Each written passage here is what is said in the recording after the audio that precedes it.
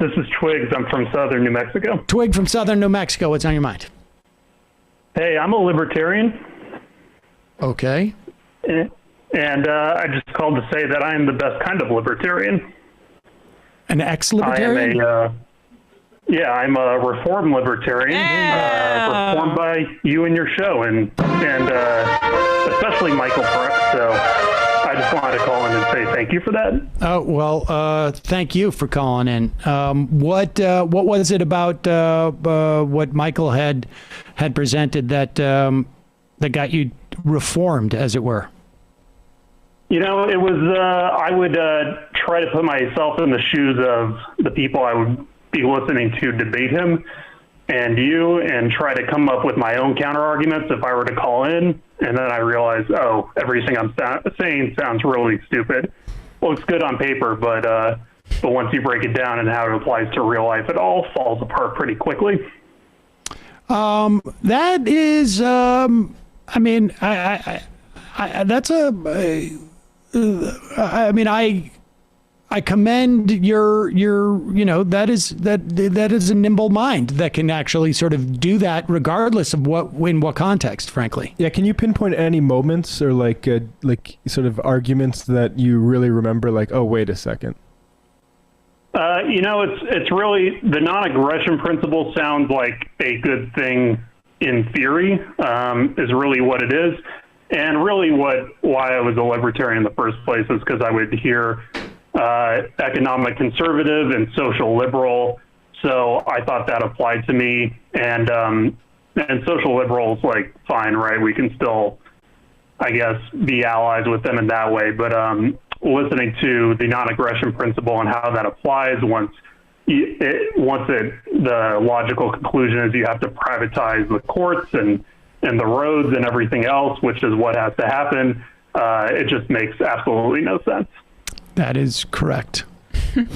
So I couldn't say, Matt, if there was one specific moment, but I think the culmination of thinking about all those things all the way through.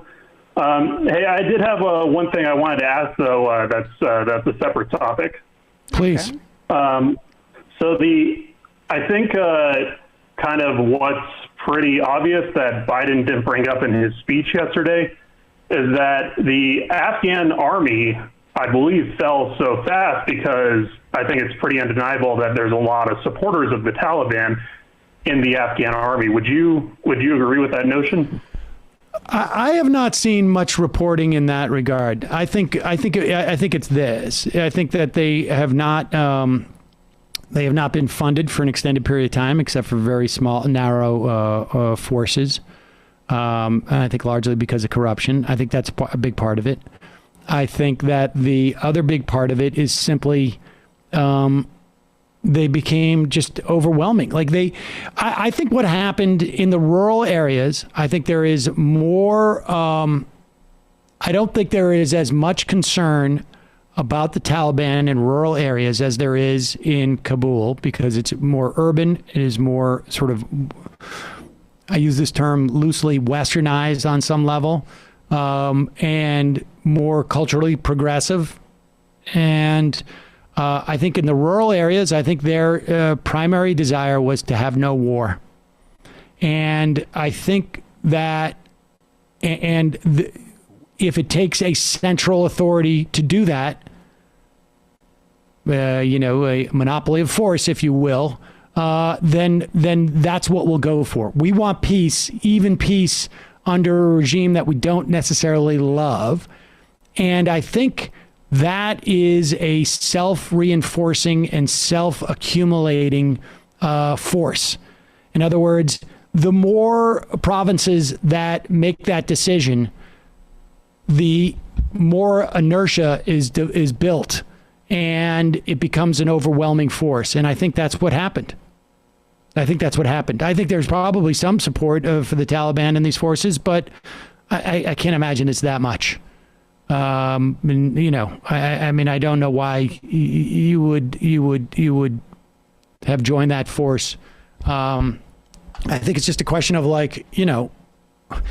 if you think you're going to get slaughtered, you see your leadership maybe taking off because, they've got a ton of cash in the bank and there's been a tremendous amount of corruption. I think you're going to basically say, like, this is the least best, the least worst option. Right. And not only you want peace and everything, but you want, I think, the U.S. out of there. I think, undoubtedly, a lot of people see us as the invaders, right? Well, without a doubt. I think without a doubt. A lot of resentment. I think the biggest resentment comes from the presence of the United. Like, you've got two parties, right, that are at war, and you're caught in the middle, right. And one party is never going to go away. They're never going to go away. They're Afghani, or they're Afghans, I should say, and they're not going to go away. And so, you're fine to see the U.S. leave at that point, because that it's not. They're going to leave eventually. That they're not. That their presence is what constitutes the war. I don't think that's an irrational decision to make. Yeah. And I think there's also, like, nobody likes occupiers. Yeah, no, absolutely. But I mean, in any case, I think I have the best solution for the refugee crisis at the moment. Okay. I say move them all to Wyoming and make Dick Cheney pay for their living expenses. I got no problem with that. Appreciate the all right. Thanks, man. Thank you. Thank you. Thanks. Yeah, I agree. There's a lot of wealthy people moving to Wyoming who need to be taxed a lot higher. Without a doubt. Folks, there's more of what you've just saw where that came from. That's if you hit the subscribe and like button. Thank you. Really, thank you.